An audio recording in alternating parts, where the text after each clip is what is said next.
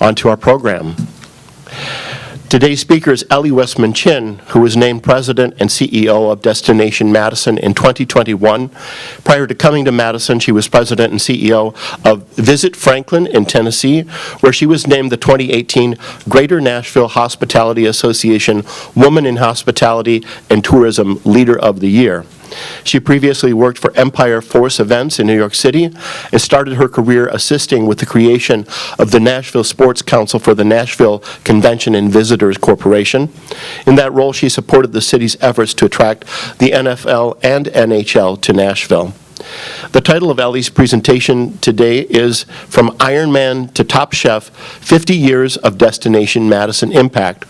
We look forward to your presentation, Ellie, and we have made a gift in your honor to the Rotary International Polio Plus Fund. I also wanted to mention that we will have Q&A, and our microphones will come to you. Let's welcome Ellie.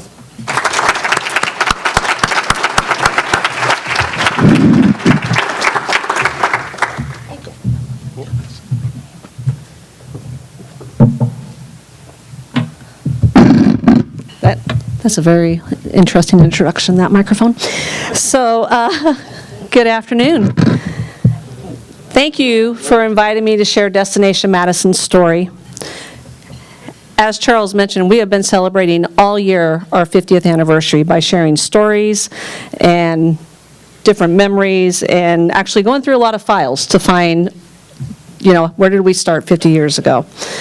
I'm sure all of you have your own answers when it comes to expressing Madison's enduring strengths, but if there's one thing I'd like you to take away from today, I hope it's 50 years of making an impact, past, present, and future. Understanding the impact of what we do starts with understanding our name. Destination Madison is a DMO. It's called Destination Management Organization. Simply put, we attract visitors who enjoy our entertainment offerings, shop, eat, and stay overnight. You usually can't tell who they are when you're biking around the lake or shopping on State Street or really even putting gas in your car. And that's why tourism is often called the invisible industry. But those same visitors make an undeniable impact because when they return home, they leave their dollars behind, fueling Madison's economy and growth. Consider these facts. 8.8 million people visited Madison and Dane County in 2022. That equated to $1.4 billion in direct visitor spend. So let's put that another way. For every dollar Destination Madison invested in group sales, that means conventions, sporting events, and events, we drove $24 in visitor spend into our community. And for every dollar we invested in leisure marketing, we drove $22 visitor spend in our industry.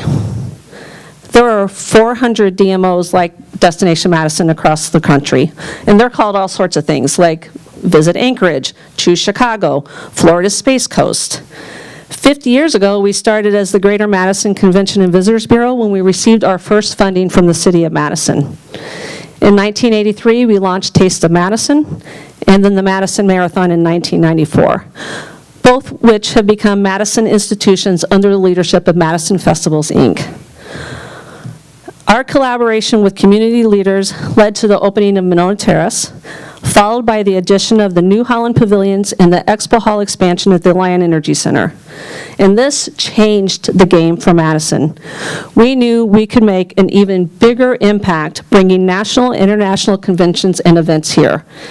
And we have, and we continue to do so by hosting and supporting events such as Ironman, the CrossFit Games, Epics, XGM and UGM, WIAA state tournaments, Wisconsin Cheesemakers Association, World Dairy Expo, U18 Women's World Championships, and USA Climbing National Championships.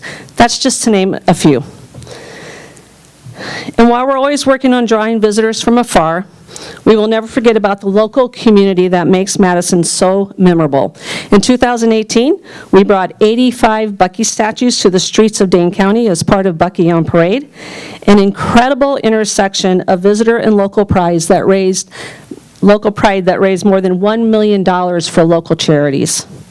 Bucky on Parade is just one of many ways we partner with UW-Madison, who's also celebrating a milestone anniversary this year of 175 years. And we're proud of the strength and impact our collaboration continues to bring to our city.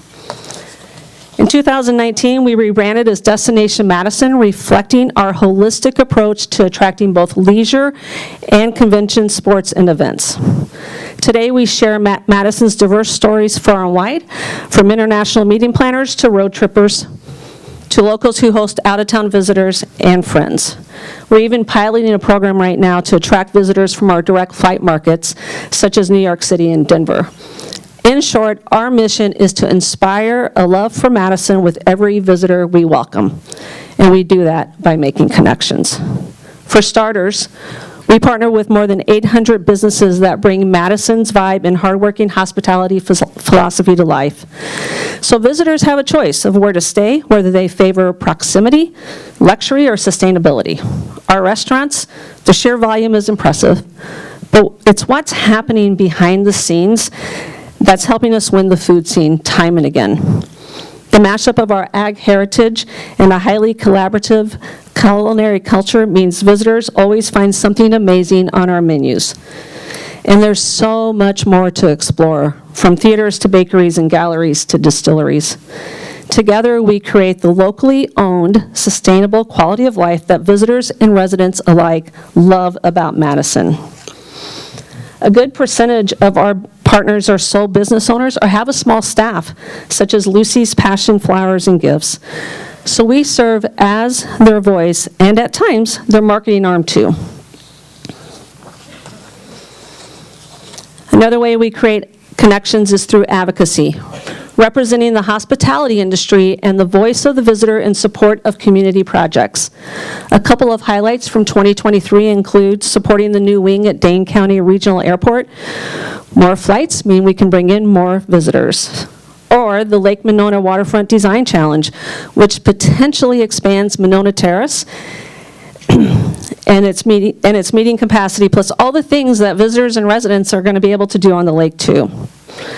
So today I've shared the impact and local spend of tourism over the past couple of years, and the word is out. Our team continues to ensure that Madison is making media headlines and topping top 10 lists, too many to count. Madison's media coverage added up to $3.29 million in earned media value in 2022. Earlier this year, Madison's episode of Samantha Brown's Places to Love aired on PBS across the country. And we were thrilled to land Top Chef, which was a 2.5-year journey in partnership with Travel Wisconsin.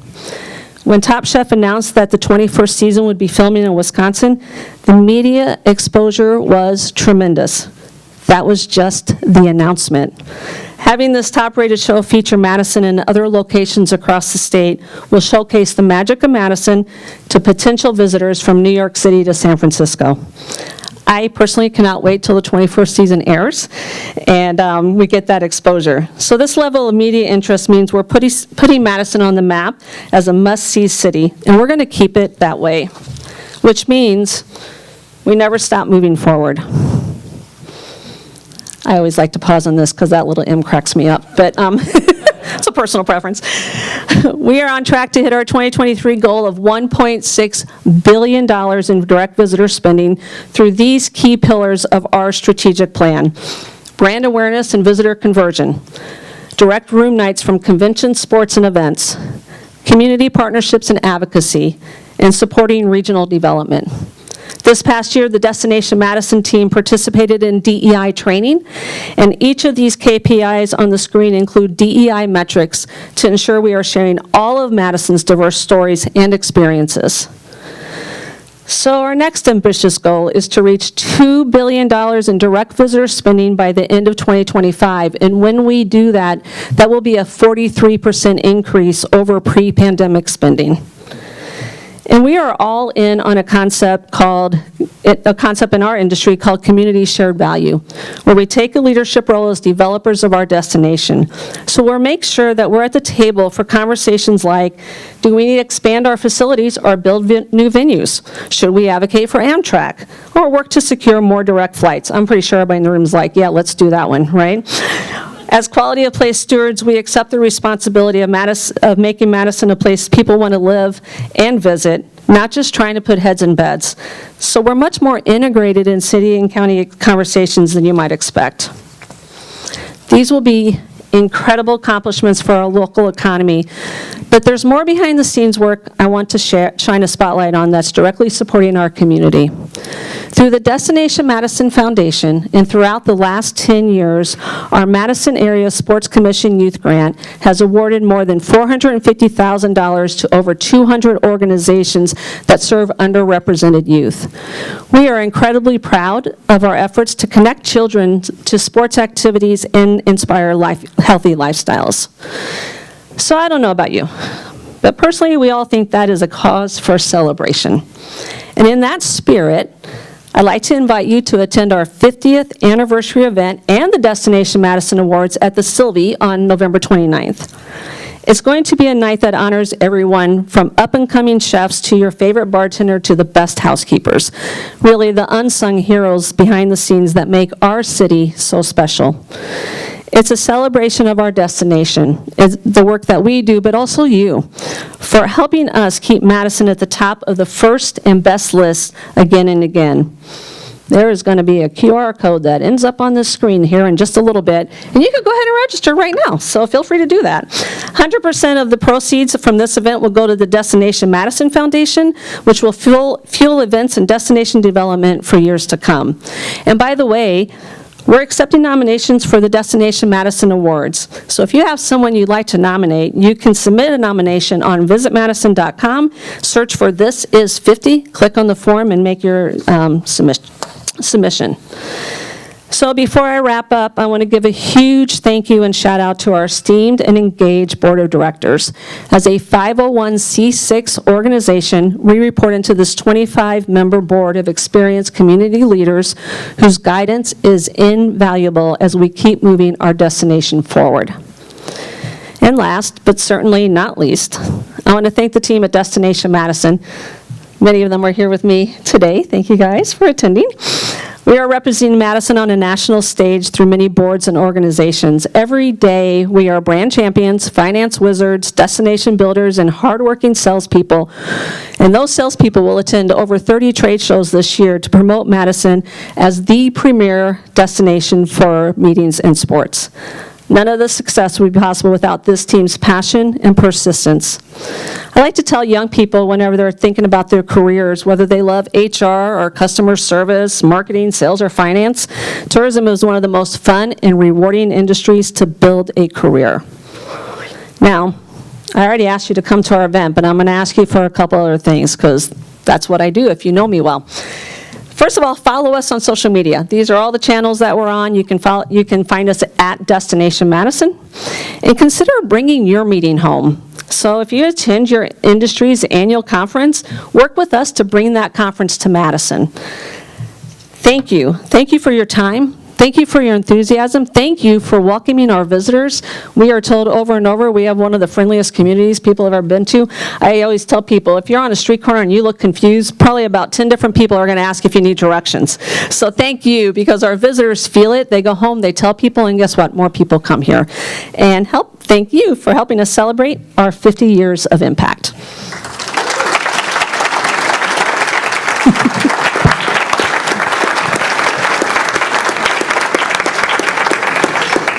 Are there any questions? Mark, Sue over here.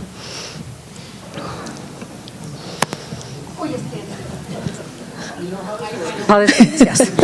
Okay. Ellie, thanks for being here. This was great. Thank you. Oh, Susan Schmitz. Yes. Thank you, I know. so much. Yeah. Could you talk about, like, in current times, what are some of the major drivers to a destination? And of course, right away, I was thinking about, like, our bike infrastructure and how that can be a driver. And then another something else connected to that is, like, with the climate change stuff, the thing that's happening in different parts of the world, which is sad. But is that going to be a driver or anything? Or? Yeah, that's a really good question. And, the funny thing is, we were just talking about that in our office. so the drivers of coming to Madison, and I'll tell you this from personal experience. Charles mentioned I've been here 2.5 years, and when I was called by the recruiter, would you consider Madison? I'm like, I don't know, because it'd been a long time since I've been to Madison. It had been longer since my husband had been to Madison. And so we were like, well, first of all, what's the quality of life of Madison? Because, you know, we're going to live here and have fun.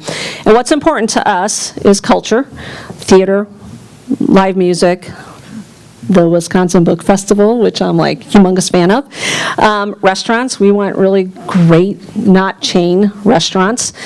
Those are the drivers, right? Our restaurant scene is unmatched for any city our size. I tell folks all the time when I'm traveling, you name the cuisine that you like, and you are going to find it at an independent, chef-driven restaurant. That is unique to Madison. Our bike trails, definitely. Sue and I just had a big old conversation about this on the street the other day. You know, being a platinum-rated bike city has brought visitors from far and wide, and being a lake city has helped a lot. We just hosted a conference in June called the Public Relations Society of America, and we had 350 PR professionals and about 30 top-tier travel media in town. They had no clue that they could have so much fun on our lakes. And not only can they have fun on our lakes, what we've been telling them is you can do that year-round. And so we have people come in, and it's so much fun to watch them, and I did the same thing. Is it safe to step out there? Because our lakes freeze, and they're not used to lakes freezing. So we are a year-round destination depending on what you like to do, but I think our culture, I think the vibe of our city, I've yet to have somebody come in to visit that hasn't left and been like, I don't even know why that was so incredible, but it was, really makes a difference for our visitors. Sustainability, that was a huge initiative of ours this past year, and we just met on it to say, how can we expand that initiative? Because we're hearing more and more from meeting planners that they want to go to sustainable destinations. It's great working with Connie and Bill at Monona Terrace. They're a platinum-rated convention center, which is one of the few in the country. But we just wrote into something the other day that said, you know, we have been named by CBS Sunday Morning as the best place to escape climate change. And we are definitely telling people that story. It's very important. And visitors more and more, as we get our research, it is climbing up on the list, both on the convention side and the leisure side of I want to go to places that believe like I believe. And one of the things I believe in is that we have climate change, and where can I go that supports that as well. So it's consistent, yeah. Mark, oh, there's someone over there. Hi, I'm Karen Kendrick Hands. Oh, thank you. That's okay. Thanks for your high-energy presentation, and you're talking about climate. However, just because we're safer doesn't mean we're off the hook in doing our share to fix it. That's correct. So I live with one foot in the driftless, and I just wondered whether your enthusiasm includes such destinations as the ethnic opportunities in Mineral Point, New Glarus, and Mount Horeb. Yeah, absolutely. So I mentioned that one of our goals of our strategic pillar is brand awareness and visitor conversion. And let me explain what that means, because I think this is going to answer your question. So we have a lot of day trippers that come into Madison. So they'll come in, we'll spend 3 or 4 hours here, do a little shopping, eat dinner or lunch, and go home. Great. We want them to stay overnight. Because when they stay the night, they're going to spend 3 to 4 times more in our community than if they just come in for 3 or 4 hours. And part of that, we know they're going to State Street. They love State Street. They're going to do Capitol State Street University. Awesome. What we want them to do then is go to our neighborhoods. Hey, go check out Willie Street. Go to Monroe. Go to the South Side. And then what we want them to do, hey, go to New Glarus. That is a unique experience. So we work really closely, not only in Madison, but really with our regional partners. It's super important to our overall visitor experience for us to do that. So you'll see on our website that we've got all those different communities and all the great things they're doing listed on our website on our events page. So great question. Hi there. Thank you for being here, Roberta Gassman. I wanted to ask you, because it takes a lot of resources to do what you do, in addition to your membership dues and payments, how are we looking? I'm not up on this currently. How are we looking with city support through the room tax, and where is the discussion and future on that? Thanks. Yeah, you're I welcome. did not tell Roberta to ask this question. That's right. Mark Clear serves on our board, so I told Mark, I'm like, you're going to be totally bored. You know all this already. And it's funny that you say that because you've got Bill Zeineman sitting right in front of you, and we've been working really closely with Bill and Connie and Monona Terrace on our new 5-year contract with the city to make sure that we can continue to do our work and bring the impact that we are doing every day in this city, into the future and in a bigger way as well. So you are correct. Those are our primary funding sources, which are partnership dues and hotel room tax. And not only is Monona Terrace and the city really supportive, but so is the Room Tax Commission. Yeah. You're welcome. Thank you for the question. Hello, Ellie. Ron Luskin.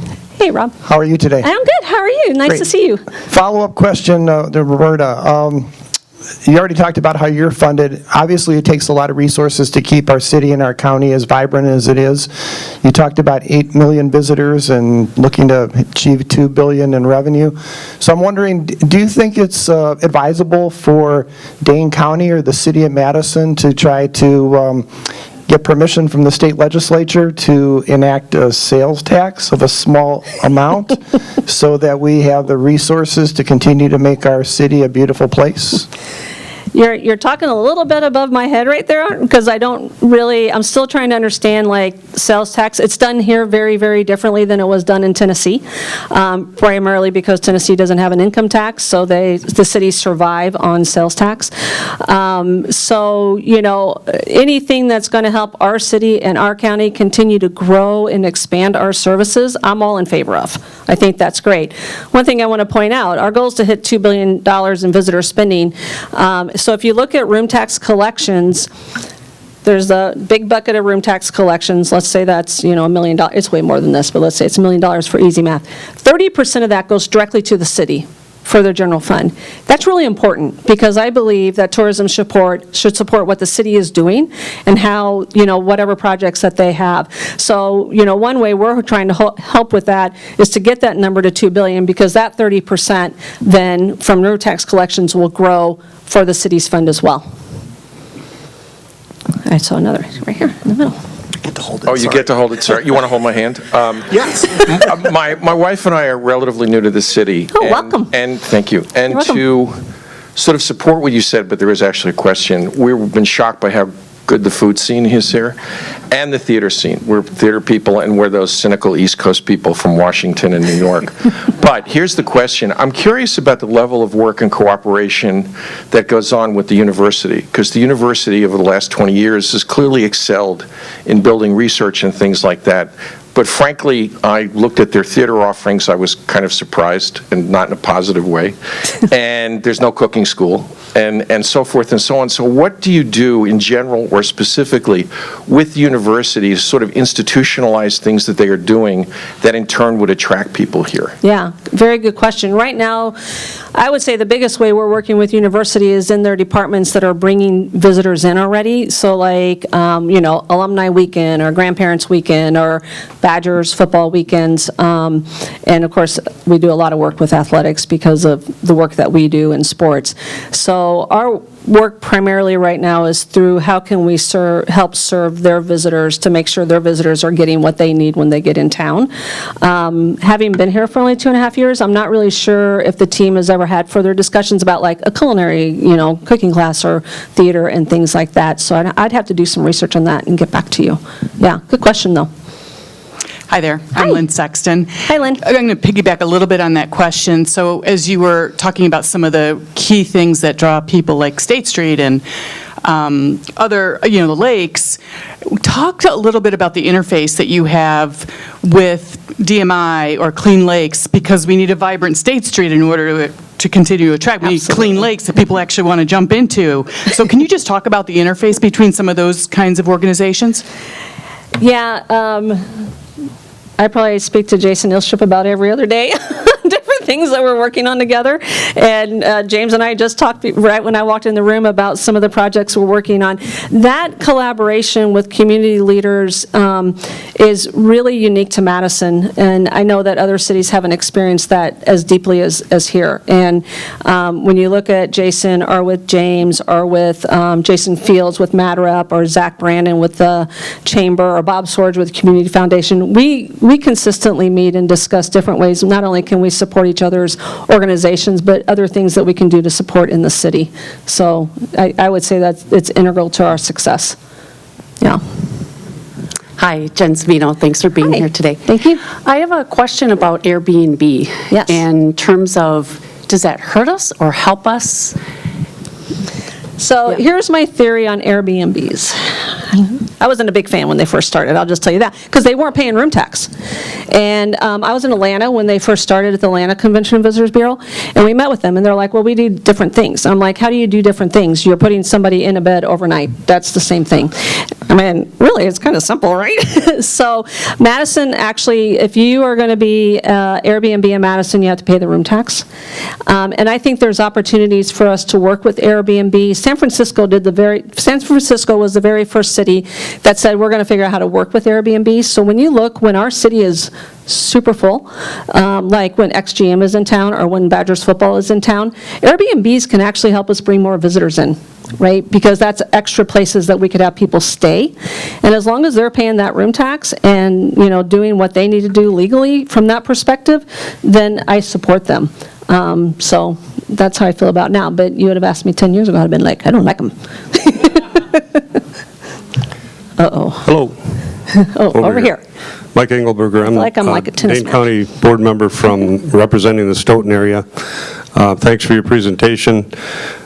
In Stoughton, I don't know if everybody knows, but a couple years ago, the city council approved a whitewater park with partial removal of the dam, and hopefully it's going to be a huge draw for not only Stoughton, but Dane County and Madison. So I just wanted to bring that out, and there's a lot of opposition on this from some of the local people for all the wrong reasons, actually. But I just wanted to bring that up, and maybe you can take a look at that also. Yeah, thank you for bringing that up, because that's really important to us. And Jamie Patrick, who's our Vice President of Sales and Service in our sports division, him or Brandon, who's our Senior Sales Manager, I think one of them are serving on that committee to actually, learn about that project, give advice where needed, because we book groups all the time, so we can tell them from a group perspective what they're looking for, what's going to work, what's not going to work. So I think we've been involved with that project since the beginning. Yeah. But thank you. It's very exciting. Okay, James, be kind. James Ty, Clean Lakes Lions. Ellie, do you want to sort of explain why Destination Madison invested in the economic impact report that Clean Lakes Lions with other partners are investing in, that's coming out on December 31st, and why that's going to be important? Yes, absolutely. And I believe Jamie's serving on that committee, correct, for that. So when James reached out to us about that report, we knew it was really important to submit, because the lakes are very, very important to our visitor economy. Even if somebody doesn't want to get on a lake, they want to view the lake, they want to experience the lake, they want to walk along the lake. And to do that, we need lakes that are very healthy, very clean, and very safe. And so supporting James' project for that bigger vision of what that could be was very important to us, and it was an easy yes when he asked if we'd support it. So, thank you. Is that good?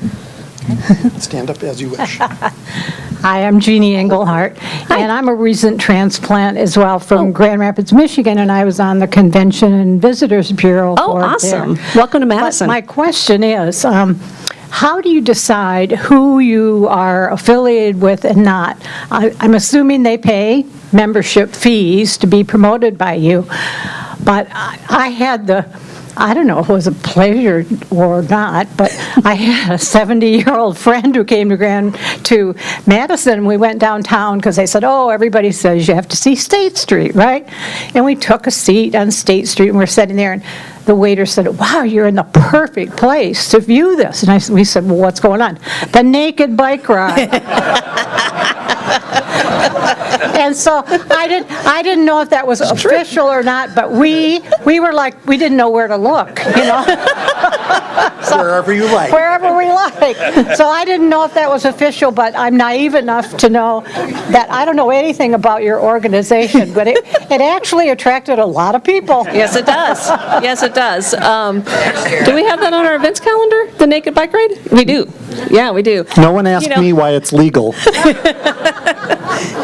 You know, and I think that is such a great example of what makes Madison so unique and maybe a tiny bit quirky, right? Like just tiny bit quirky. So, yeah, see, your friend wants to come back, and she's like, when is that next year? So, you know, I mean, I think that's the beauty of Madison, because our office is on this square, and I look out the window sometime, and I'm like, what is happening out there? So it's who we are. And I think, you know, from a visitor perspective, it's like you come in and embrace who we are, or maybe we're not the destination for you. But we're going to have a naked bike ride at some point. Yeah. Hi, Dave Iwanowski. Thanks for being with us.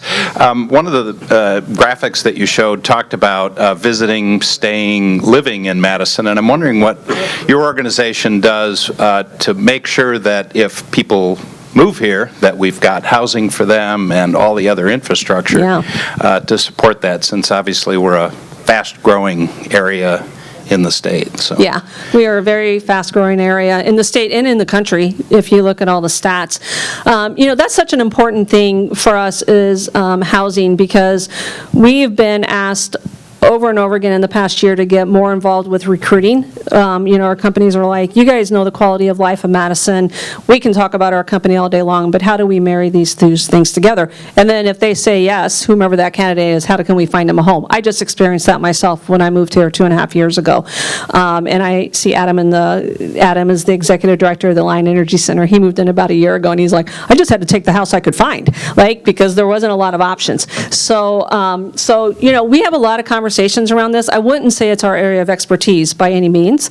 I think it's an area that we're learning in. When the city invites us to come and have a conversation about it, we absolutely say yes and just say, how can we help? But I'm not sure, you know, we're marketers and sellers, so I'm not versed on that. But I can be happy to have a conversation to talk about what that experience is moving in from another city, because I believe that everybody who moves here, it starts with a visit. Right? So if you're thinking about, oh, I'm going to maybe move to Madison and work for, you know, Epic, well, what do they want to know? They want to know the quality of life. That's going to start with that visit in to make sure that they can have the quality of the life they want here. So we want to make sure that comes full, that all of those boxes are checked for them, including housing. Yeah, absolutely. Hi, Victor Rodriguez, also a former Tennessean. Oh, My welcome. question is a little bit. What's your hit list? Or shall I say your wish list for events that you're trying to somehow get to the Madison area? Yeah, ooh, that's a good question. That's a good question, isn't it, Jamie? We talk about that in our office every day. So one of our goals in our strategic plan is to win a new citywide event, which is 25,000 people or above, by the end of our strategic plan, which Jamie and his team are working on diligently. We all saw the news that CrossFit decided to pull out and move to another city. I mean, really, could they make a worse decision? But that's ELLIE speaking. And I can tell you that our team 100% got together and said, okay, what is our strategy? Because what CrossFit did for us was to be able to showcase the city and really, you know, kind of like, as I was talking about dining and cuisine, people are like, Madison has that kind of food scene? CrossFit let us showcase to say, Madison can do that kind of event.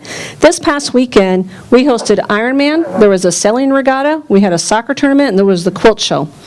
Yeah, Madison can host that. So our team has put together a strategy to look for that next big, great event that not only fills up the city and fills up room nights, but gives us that national media exposure so people from across the country can see why it's important to come to Madison. So I can't really say exactly what my list is, but it's pretty big. Yeah. Hi, and thank you for your presentation. I'm Carol Kobe. I'm just wondering about access to Madison, talking about flights, possible train transportation, bus, easy ways to get to Madison, because sometimes a direct route isn't that easy to find. Yeah, we want all of the above.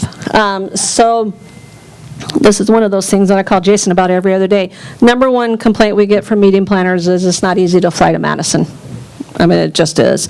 And so we've worked really closely with the airport, and Jason's made a lot of great introductions so we can provide from a visitor perspective a lot of different data to say, you know, if we can get that direct flight, we will fill that direct flight. And I just told someone the other day, we were in a call about direct flights, and I said, not only does our corporate travel, not only does Epic bring in people, but we travel. I told my husband came down. My husband had the really fortunate job to stay in Tennessee and pack the house and get it sold. I mean, isn't that great?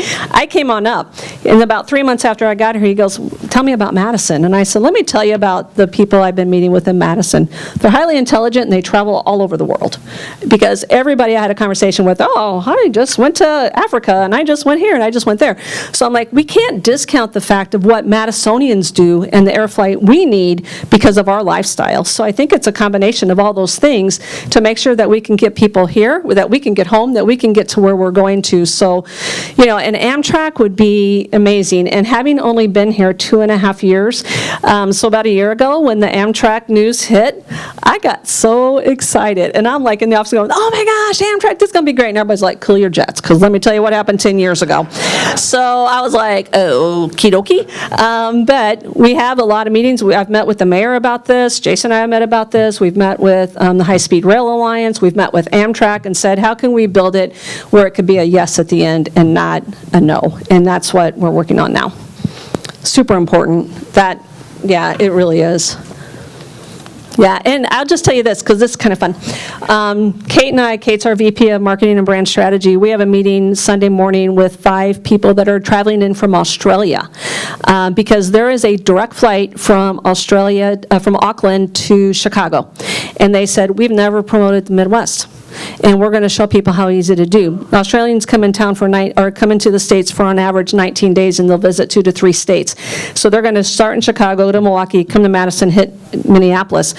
Everything like that, we are taking a look at to say, can we build an audience there, and can we build up that tourism audience? And so we're working on that as well. Yeah. Oh. Thank you for your presentation. One more. Dave Johnson. How about the Ho-Chunk Nation in gambling? Do you have a relationship with them as well? Yeah, we have a really solid and very, very important relationship with Ho-Chunk, and we promote their casino because visitors enjoy doing that as well. And we've met with Dan Brown many, many times on different ways we can work together to not only tell the story and the history of Ho-Chunk, which is so important for this community overall, but to make sure visitors understand that as well. Yeah, good question. Okay, I'm getting kicked off. Yeah. Thank you. You're welcome. Great questions. Ellie, did you hear me announce that Minneapolis is making a run at the Rotary International Convention? Did you catch that?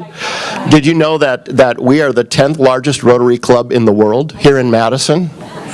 So I'm just, with President-elect Jason, we have Ed Futa, who's the former General Secretary of Rotary International, in our club. And so I think we should make a run at it, right? Yeah, why not?